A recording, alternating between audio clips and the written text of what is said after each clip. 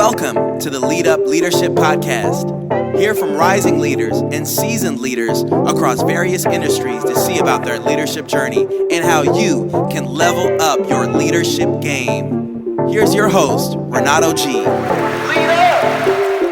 Well, we are back with another episode of the Lead Up Leadership Podcast.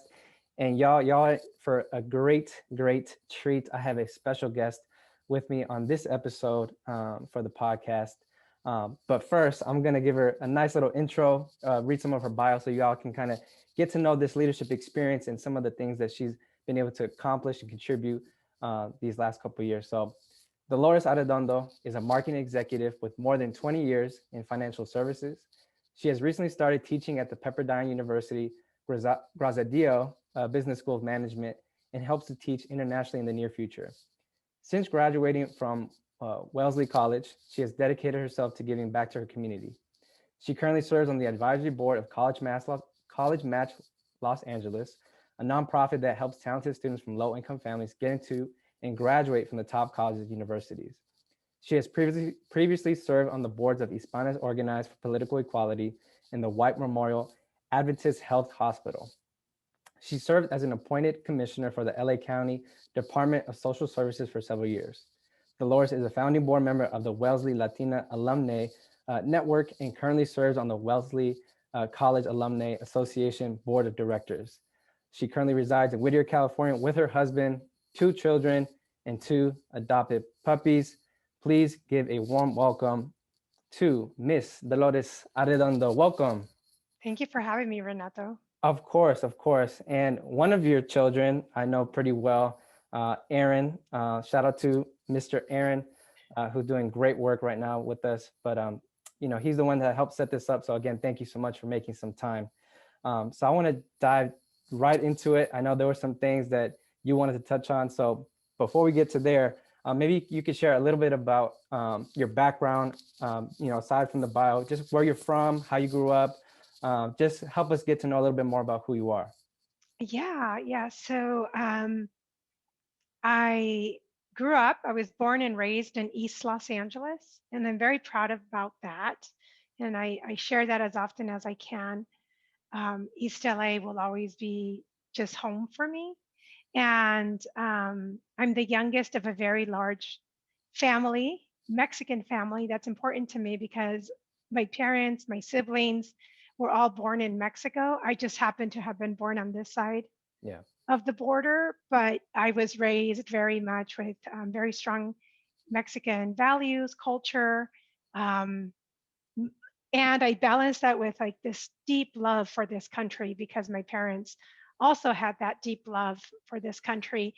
And today just happens to be the day after inauguration of a Yeah. pretty historic moment in time, with the inauguration of our first woman vice president, Mm-hmm. Madam VP Kamala Harris. So Yeah. it's so great that I'm talking to you today because I was thinking, like, what a great conversation this Yeah. can be, just given what America witnessed, what the world witnessed You're right. yesterday in the inauguration. And one of the things, speaking of my background, is the new Cesari Chavez sculpture that was put in that White House so prominently in the Oval Mm-hmm. Office. And for me, that was very special because my parents were farm workers. Mm. So it's like they see you, they acknowledge you. For me, that was the message for my parents who are not with us anymore. But that's it was super important to just give homage and respect to the workers who cultivate the land so that we can have fresh fruit and produce and all that Cesari Chavez stood for. So Yeah. it was very nice. And that's where I come from. I come from hardworking people that love this country, that have very strong family values. And so they are who raised me, Mm-hmm. and that's who I am today. That's amazing. Yes, I mean the day after a very historic moment, and still, as I was talking to somebody earlier, it's still, still sinking in. We don't have the luxury of really celebrating as we may have in the past, but I think it is a turn for hopefully the better, for our future of this country and the people that really deserve it. Speaking of, college and really the future, similar to me and my story, and maybe to a lot of people that we work with, being a first gen student, also being a first generation. You know, my family comes from Peru. They immigrated here in the 80s. That's a big part of my story. I know that's a big part of yours that you like to share very often. What does it mean to you to be a first generation Latina, and also, you know, the first in your family to not only go to college but getting your master's, and now being on the other side to, you know, you're now teaching others. Yeah. Yeah, it's really, really special. And I think one of the things, so not only did I go to college, but we're the kind of family that we do everything together, Hmm. right? So just like it's interesting culturally, we very seldom do anything by ourselves. It's like, oh, Of you want to course. go to the park? Okay, all 50 of us, let's go to the park. Right. Oh, you want to come over for a carne asada? Okay, 100 people. How are we going to feed everybody? But it Uh-huh. doesn't matter. We get it done, right? So Yeah. I went from that kind of family upbringing and environment to 3,000 miles away Hmm. to a school that's right outside of the Boston area. And this is so to age myself, and that's okay. I want to age myself. Please, yeah. To age myself, this is pre the WWW, right? The World Wide Web, and before the invention of the internet. And I remember not really understanding where Boston was and Mm. having to go to like a book, Hmm. like, okay, US map, I am on this coast of the Yeah. Pacific Ocean. I'm gonna now go. This is the Atlantic Ocean, and Hmm. I'm gonna go here when I started here, and I'm gonna have to cross America to get Hmm. there, the United States. And so going from that, from a very Latino neighborhood, Hmm. first gen, to going to a school where at the time it was a women's college. It is a women's college. Um, Very elite women's college, which I didn't know at the time, by the way. I'll tell you a little bit about that. Yes. It was 4% Latina total Wow. student population. And that included the international students, Mm. that included like everyone and anyone who self identified as Latina. Hmm. But I remember of that 4%, very few came from neighborhoods like mine. Very few came from the Bronx. Very few came from the Bay Area, Hmm. from Oakland. But I Hmm. did meet some from Oakland and the Bay Area and the Sacramento area. Um, but very few came from my kind of neighborhood, Yeah. right? And we didn't even have this language of first generation then.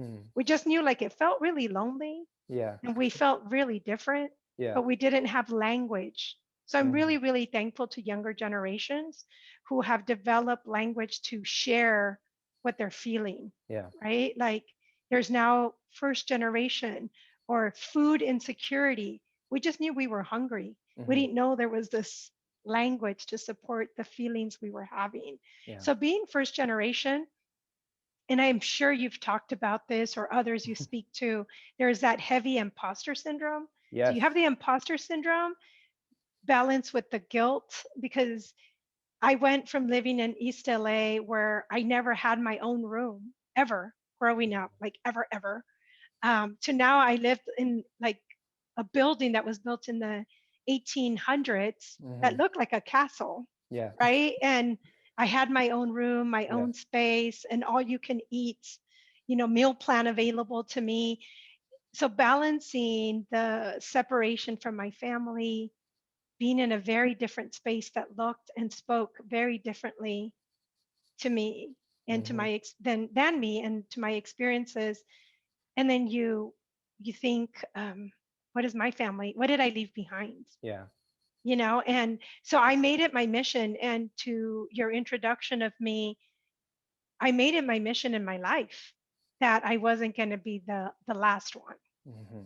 Mm. And so that's what drives me is, okay, so you were the first. And by the way, Renato, when you're the first for everything for the rest of your life, Yeah. right? You're the Yeah. first one in your family that has to negotiate maybe a corporate position and a Hmm. salary and a benefits package, Hmm. or you're the first one that has to negotiate living in a certain neighborhood. And what does that look like or feel like? Yeah. Um, you just become the first board member. You're the first one in your family to be Yes. on a board. What does Right. that even mean? Right. or to be an appointed commissioner. What does that even mean? How do you become an appointed commissioner? So And what good. is expected of you, or a professor? So I was like, okay, whatever that first is, we Yeah. had our first Madam VP yesterday, right? So Right. just being that first, the goal is never to be the last. Mm, The goal is never to be the last. that's so good. That's so good. There's so much that you said right there, and I want to dive a little bit deeper um, when it comes to overcoming adversity, right? Because there's so much, whether the school itself, right? Having gone from your journey of East LA to now Boston, right? And for people that are listening or watching, Wellesley College, it is a very, very prestigious, one of the most uh, top respected higher education institutions in the country. Just letting you know. Um, to go into that, to then after school, because post college is a whole different ball game. So I don't know if you can touch on maybe some of the adversities you had to overcome, as you've mentioned, whether it was at Wellesley or post Wellesley, and how did that continue to drive you to where you are today? Sure. So at Wellesley, there was that imposter syndrome. So let's just be really clear, call it out. Yeah, And we didn't have that language either, by the way. I love yeah, this because now you know what it is. You're not hmm, alone in this feeling of feeling like, do I belong here? Like, yes, who let me in? Like, what? And did they make a mistake? yeah, Um, but dealing with that, and it's something that I carried because I always had to be the best. And it was like I was like, I don't want there to be a question mm, that I belong here. yeah, Right. So if you had to read the whole book, I read the book and I did external research.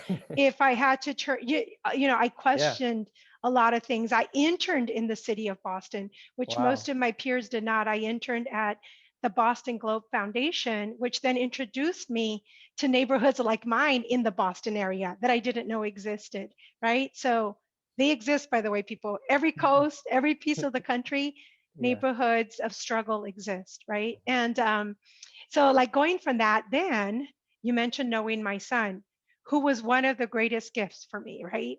So, I have him between my junior and senior year as an undergrad student. So, imagine having to call your Mexican mom from 3,000 miles away on yeah, a landline, not even a cell phone, like with a right, cord, yeah, you know, and say, Mom, it was December 8th. I still wow, remember wow, December 8th, 1993, and saying, I'm pregnant.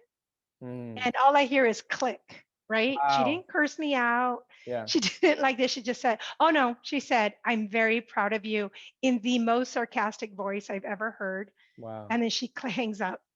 What you need to know about these schools is that they close down hmm, for the holidays. So it's December 8th.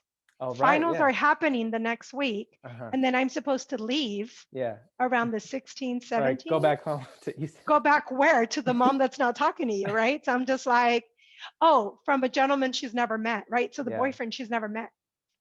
So I was like, well, this is going to be fun. What mm, do I do? So I called a sister and she's like, buy the ticket, hmm, right? Just come home. We'll figure it out with mom. yeah, So that was the first one. And wow, what I learned is that love equals forgiveness a lot of time. mm, And you know, no questions asked. I will tell you, my dad, I remember with my dad, they couldn't be more different, right? mm, My mom was like tough as nails. right, And for those who know your Mexican history, there are these women that were called the Adelitas.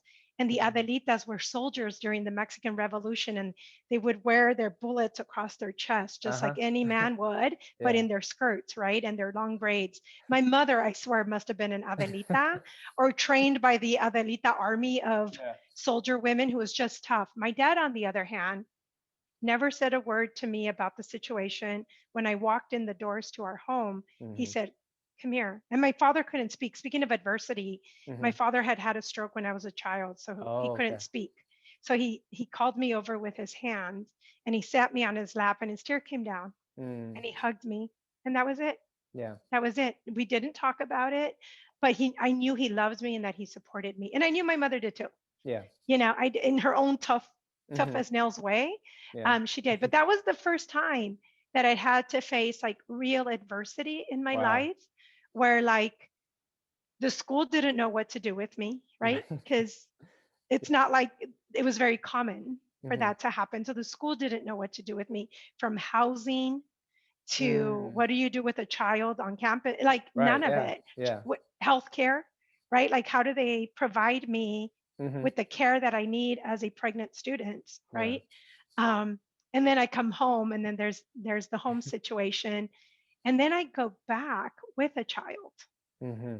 I go back with a child, and I had to make decisions. So Yeah. Aaron, my son, stayed in the city of Boston 3 days a week with his father, who was very involved. Mm-hmm.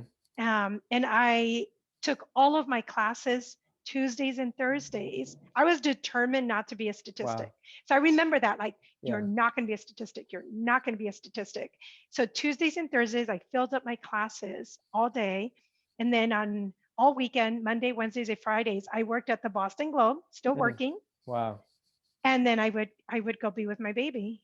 And that's, I don't know how. Like I don't I like Right. I look back now, and I'm like, how did that happen? Right. But it happened. And I Yeah. think all of us have something that kicks in Mm-hmm. that you're like, I just need to get through this. It's not going to feel good, Yeah. but I'm going to get through this. And I will tell you, those moments of feeling othered, of feeling imposter syndrome, of Mm-hmm. feeling like, how am I going to get through this, fueled me and prepared me. I didn't know, Yeah. for life.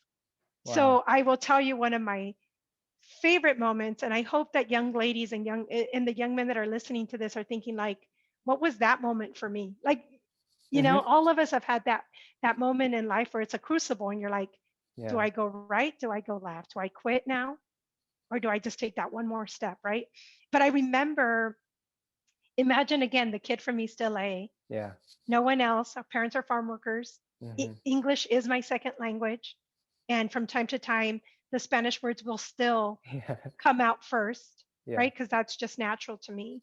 Um, and I remember, like, I ended up at an investment boutique, a wealth management type of Mm-hmm. job, and I walked into this room, and we had just acquired this investment firm, Mm. and I'm representing the company that bought this firm, Yeah.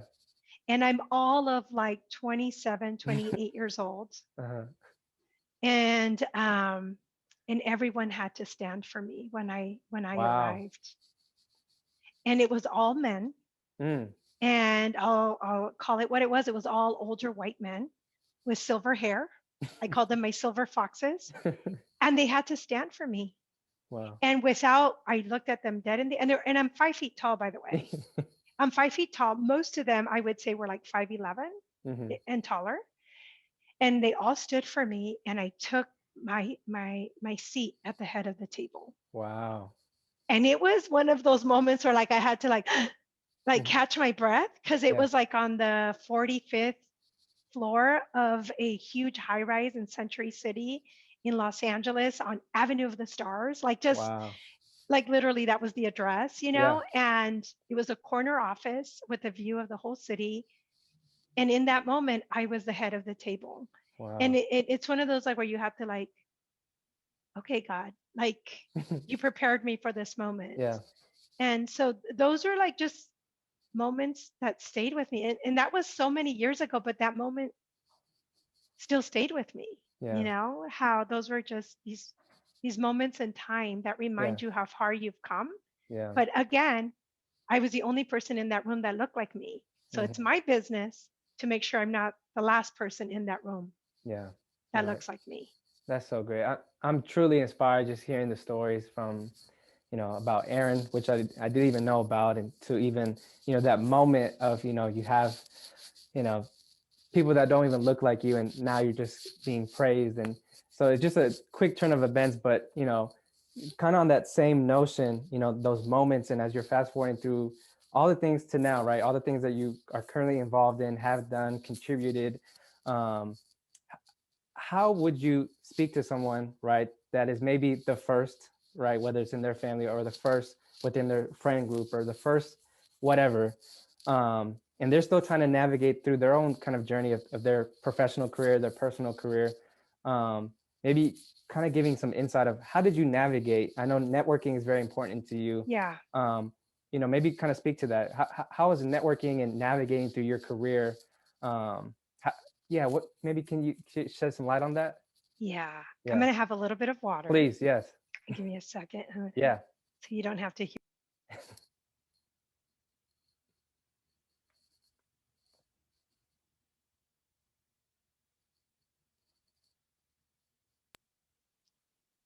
So when you're the first, what happens is my parents were farm workers and my siblings were factory workers. So they're moving on up a little bit, right? But then I go and I get this degree and then I come back home. And usually networking, the way it works, or finding your first job is Yeah. you know someone who knows someone. Well, in my case, I knew factory workers and I knew farm workers, right? Your degree doesn't matter much if you're going to go apply to be a factory worker or a farm worker, right?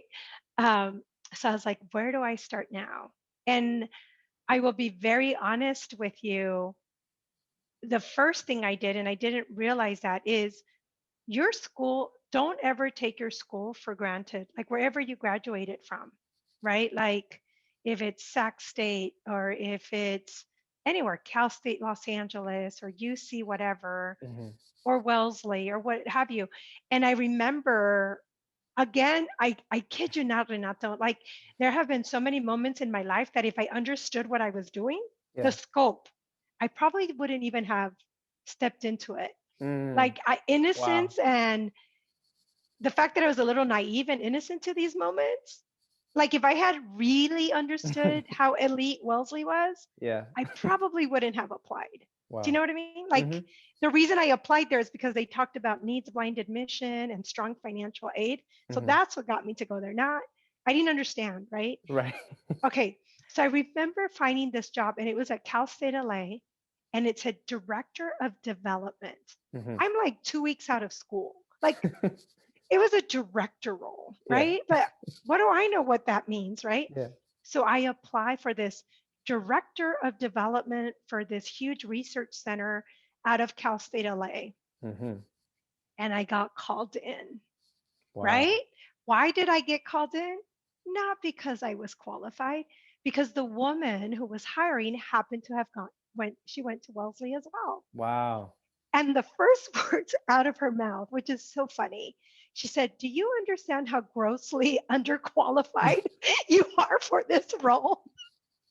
And then I said, which is one of my, I use my Yeah. humor, by the way, because you have to kind Yeah. of laugh at yourself sometimes. Of course. And I Yeah. was like, "You think so?"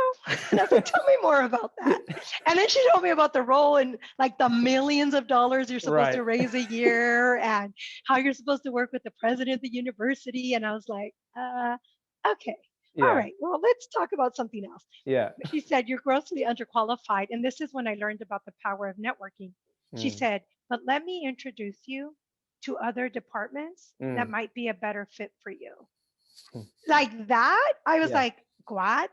Yeah. Right. Like people do that for each other. And Yeah. I literally had to look up the word networking Mm-hmm. because like honestly, I said Spanish was my first language. Yeah. Right. Think about what the word networking is in Spanish. I don't Right. I don't know. think they're And networking, right. and el mentor, like Right. what does that even mean? Yeah. Like Yeah. there are certain words that I don't know in Spanish. Mm-hmm. I didn't experience them in Spanish, Yeah. right? Right. And so this lady like showed me that. Long story short, I ended up getting a very good job. Mm-hmm. And Renato, again, God, sometimes it's just Yeah. luck and God and your faith. Yeah. And I remember the job I did get, the lady said, "And how much do you want?" My Mm. marketplace Right. salary that I thought of was Boston dollars. Well, Mm. LA at the time, Boston has caught up, but LA at the time, it's a higher cost of living. So of course Yeah. you have to make more money because it costs more than Right. the Boston area, at Right. least then. Yeah. And so I asked her for this number, and I was being bold, Yeah. Renato, because it's way more than my parents made Yeah. and way more than my sisters at the factory made, Mm-hmm. right? So to me, like they were my Right. benchmark Yeah. Yeah. because that's what you know. And the lady, again, kind of like the grossly underqualified comment, Mm-hmm. she said, "Why don't I add a zero to that?" Like, I was like, Wow. eh? She said, "Let me show you." Little did I know, Yeah. she was the daughter of farm workers. Mm. And she had her MBA from UCLA's Anderson School. And in the organization was to help revitalize Los Angeles after the LA riots. Mm, So it was very mission purpose driven like this. And she said, we need your voice. yeah. She said, but you also need to make a living, Yeah. you know? And she said, it's okay Yeah. to do nonprofit work. It doesn't mean you need to live in poverty. Hmm. But I didn't understand those things. But networking, I will, if I can leave them with not, if I can leave your listeners Yeah. with nothing else, Yeah. you don't have all the answers. You're not supposed to have all the answers. Hmm. You know, you're supposed to, if Bill Gates, who is Bill Gates, Yeah. says, who is doing something better than me and what can I learn from them? Then Yeah. you can learn something from someone else because Hmm. someone's probably doing something better than you. Yeah. So look for those people and don't be afraid to reach out to those people. Most people want to help someone. Yeah. Very seldom is someone going to say, oh, you're first gen and you don't know what you're doing. I'm not going to help you. You Hmm. know, like very, but I will say be prepared, Yeah. right? Like be prepared. Like listen, coming to even speak to you today, Yeah. I listened to a podcast. Hmm. I wanted to better understand what was your goal and mission for this podcast, for this recording. Like do your research, don't show up Yeah. not knowing. Yeah. And then the second thing I would say is once you meet someone, make sure you introduce someone, Mm, right? These gifts are not yours to keep. And so if I could like thread that's good. anything in this talk today Yeah. is if you're the first one in your family, I hope you're not the last, So right? good. If you're the first one to take that seat at the table, pull up another chair and bring someone else along, right? If you learn someone and someone introduces you to someone or gifts you something, Hmm. bring someone else along, Yeah. right? So that's how I had to think about networking is how do I bless someone else with Yeah. this relationship, this contact, because they're not mine to keep. Hmm. So Yeah. No, that's perfect. I'm getting a lot of notes that I have to probably re-listen to this a couple times to jot it all down. But this is so good. I love how you're talking about helping people, which touches on something that you're very passionate about as well, which is giving back to your community. Maybe can you touch on why is that so important to you? You know, you went yeah, to Boston, you came back to East LA. Why was and why is it still to this day important for you to give back to your community? yeah. So when I left, I still remember the day I boarded the plane. Oh, by the way, that was another hard moment, right? Like I get to Wellesley and all these other parents are moving in their kids Mm. to the dorms. I was dropped off at LAX with my best baby powder blue pleather luggage from the local swap meet, Hmm. with the broken wheel. Hmm. And my parents, they dropped me off there. And that was that. Yeah. I moved in myself. But I remember my mom whispering in my ear, no se te olvide de donde vienes. Don't forget where you Mm. come from. And that's always stayed with me. And so giving back for me, like I said, these gifts are not yours to keep. I don't, if I could put my arenita, so here's where the Yeah. Spanish comes in, right? If I could put my little pebble of sand Mm. and make a little bit of a difference. So believe it or not, when I start a new job at a company and I work for private companies or for corporations, not nonprofits, I always say to them, I'm very involved in my community. Are you giving to this nonprofit yet? Mm. And I almost make it part of the Yeah. negotiation in a way. So behind me, you'll see lots of artwork. Do you see Yeah. artwork behind me? Yeah. Yeah. So these two pieces that you see of the woman in the red in the center, those are from an organization that I served on for many years. I'm still on the advisory board, Hispanas Organized for Political Equality, right? So if you look across the state of California, if you look across the nation, women, Latinas in particular, in elected office are very few and far between, Hmm. very few and far between. And it's very important that the Latina voice is included when there's policy being developed, when there's a local issue. So this organization focuses on preparing women to either run for office or, like in my case, when I was an appointed commissioner, so that as we're looking at the Department of Public Social Services, which is if you look at the client base, it's very diverse, but in LA County, just because of the population of LA County, there's many Latino, Latina families, Mm-hmm. right? So, and it was very important for me to make sure that Latinas have a voice at the table. Mm-hmm. I'm very involved with the nonprofit that helps first generation students get into top colleges. That's important, Yeah. right? Education to me is a game changer. The voice of women is a game changer. And then the last one is around just physical care. So I served on a hospital board Mm-hmm. that's right in the heart of East Los Angeles, um, because I needed to make sure that my community was not only getting medical care, but culturally relevant care, Yeah. where they understood the cultural nuances of Latino, Latina families in the community. And Mm-hmm. so, including how to handle mental health as Yeah. an issue and everything that comes with that. So Yeah. that's that's why Renato, I think it's my upbringing, Mm-hmm. right? The way I was raised, Yeah. to always give back y no se te olvide de dónde vienes. Yeah. That's so good. And now you being a professor, um, what do you, as you're teaching really the next generation from all your experiences and background, what are you hoping to instill in them, whether it's principles or lessons? What are you hoping that they walk away from, as they're learning from you? Yeah, so a couple of things. Most of it comes down to leadership, Yeah. right? Which I know is very important to you. So around leadership, I always tell my students you can be transactional, get Mm-hmm. things done. You could be a checklist kind of leader, or you could be a transformational leader, right? And to be a transformational leader, you need to be courageous, you need to be a good listener, you need to be thoughtful, you need to be able to make tough decisions, and you also need to be a leader of service, a Mm-hmm. servant leader, right? So when I teach, I like any professor, you go through the concepts, the theories, Mm-hmm. but let's put them into practical use today. So I'll give you an example. One of the classes I teach is managing diversity and inclusion. Mm-hmm. One of the case studies that I have for them to think through is fire departments and LA County as one of the from the Harvard Business Review, right? One of the case Mm-hmm. studies they have to look at. Today, only 4% of calls going into a fire department for 911 are for actual fighting fires, Hmm. right? Most of them are for other things. Somebody fell down, somebody has a heart condition, Mm-hmm. there's an issue with something, they smell gas, just, but what's important? Language, Mm-hmm. cultural understanding of multi-generation families in a home. Yeah. There's just so many things. So I always tell my students, think beyond the obvious, Mm-hmm.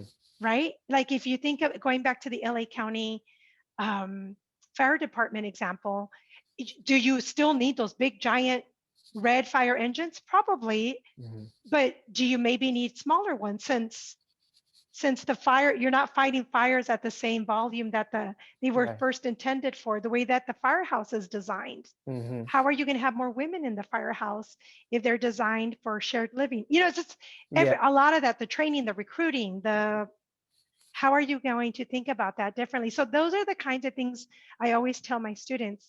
Transfer Transactional leaders are Mm-hmm. everywhere, Hmm. everywhere. How are you going to be a transformational Yeah. leader and Yeah. look across and look beyond the obvious? Yeah. So that's how I teach. That's amazing.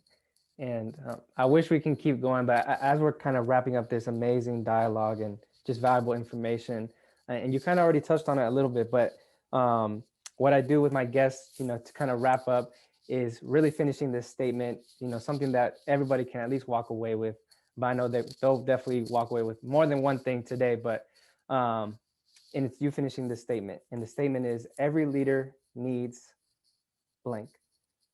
Knowing what you know about the things that you've gone through, the things that you're still involved in, how would you finish this statement? Every leader needs this. Every leader needs a vision, Mm. right? Every leader needs a vision. People want to, if you don't have a vision for your life, for your organization, for your podcast, for you name it, whatever you want to do, if you don't have at least some sense of vision of you're never going to get there because Hmm. you have no roadmap to build towards. Yeah. So have a vision and don't go at it alone.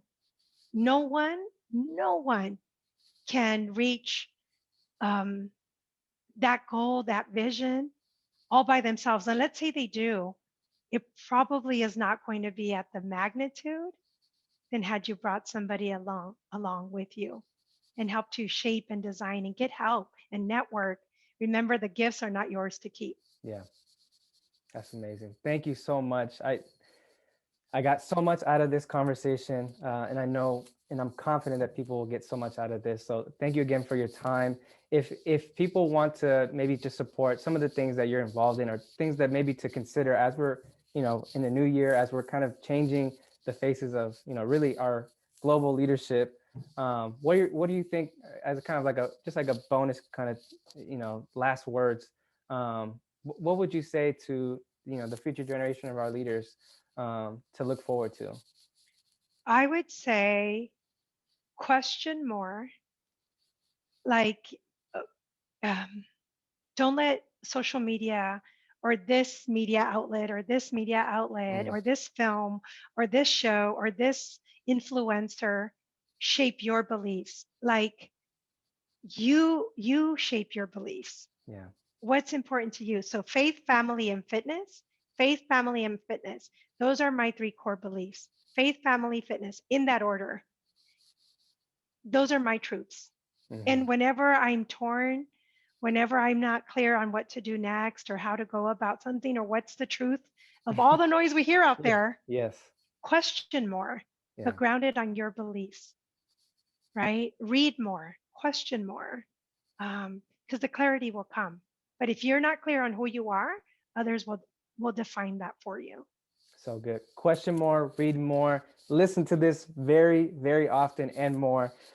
Thank you again so much. You heard it here on the Lead Up Podcast.